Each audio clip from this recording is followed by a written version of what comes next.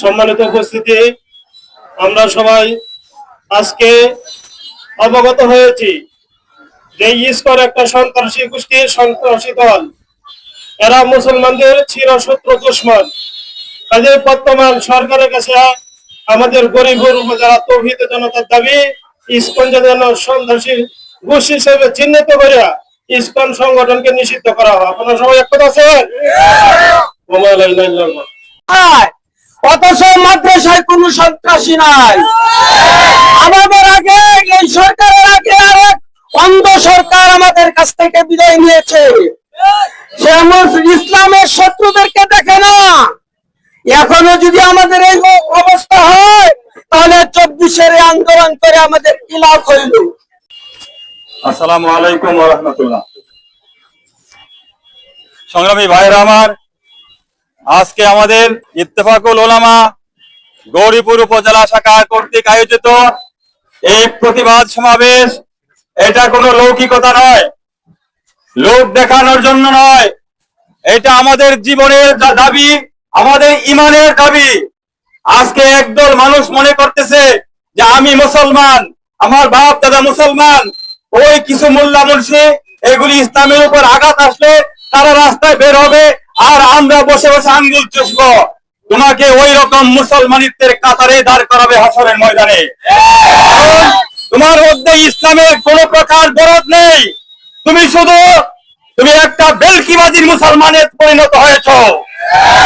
তুমি ঘরে বসে থাকো আর আমাদের মনে কৃষি ব্যবসা বাণিজ্য কিছু নেই। 2 দিন পরে পরে রাস্তায় নামতে হবে আমাদের। হ্যাঁ, যতদিন আমাদেরকে শত্রুরা তাড়া করবে, আমরা শত্রু নিধন না হওয়া পর্যন্ত ততক্ষণ আমরা মাঠেই থাকবো আছি ইনশাআল্লাহ। আপনারা জানেন এই ইসকন বলা হচ্ছে, এটা আসলে কি? এটা একটা ইন্টারন্যাশনাল মুসলিম দমন কমিটি। এরা আমেরিকায় বসে শপথ গ্রহণ করেছে, বিলিয়ন বিলিয়ন ডলার এরা কালেকশন করেছে। বলেছে যতক্ষণ আমাদের এই দলের ভিতরে, অন্তরের ভিতরে আত্মা থাকবে যতক্ষণ এই শরীরের ভিতরে, ততক্ষণ আমরা এই মুসলমান নিধনের জন্য কাজ করে যাব। এখন আপনারা দেখেন মুসলমানের মেয়েদেরকে টার্গেট করেছে এরা।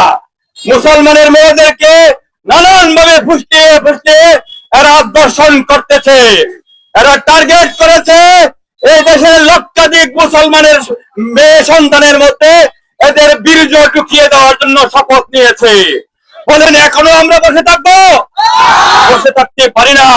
আপনারা বসে থাকুন, কিন্তু আমরা ততদিন পর্যন্ত লড়ে যাব যতক্ষণ আমাদের হায়াত এই শরীরের ভিতরে আল্লাহ দিয়েছেন। আমরা বলে দেই, আপনারা আমাদের কাতারে আসুন। এটা এখন আর মৌলভী মাওলানাদের কাজ নয়। এটা যাই ইমান দাবি করবে প্রত্যেকের ইমানের দায়িত্ব এটা।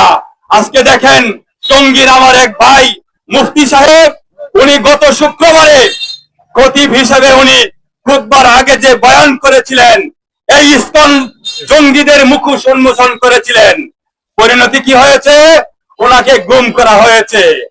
গত পরশুদিন ওনাকে সেই পঞ্চগড়ের এক জঙ্গলে পাওয়া গিয়েছে। জঙ্গলের মধ্যে কি আছে? তার মরার মতো পড়ে আছে, তিনি শিকল বান্ধা পায়ে বিবস্ত্র অবস্থায় ফেলে রেখে গেছে। হয়তো পাচার করে উপরে দাদা বাবুদের কাছে নিয়ে যেতে চেয়েছিল, করে নাই। আল্লাহ উনার হায়াত দিয়েছেন। এখন উনি অর্ধেক অসুস্থ অর্ধেক সুস্থ অবস্থায় জীবনযাপন করছেন। বলুন, এই দেশে আমরা দাবি করতেছি 95 আর 92 মুসলমানের দেশ। আমরা বসে বসে আঙ্গুল চুষতেছি আর 4% জঙ্গি সন্ত্রাসী ইসকনীয় হিন্দুরা আমাদের গাড়ে সওয়ার হয়ে এরা আমাদেরকে, আমার বোনদেরকে, আমার ভাইদেরকে হত্যা করতেছে।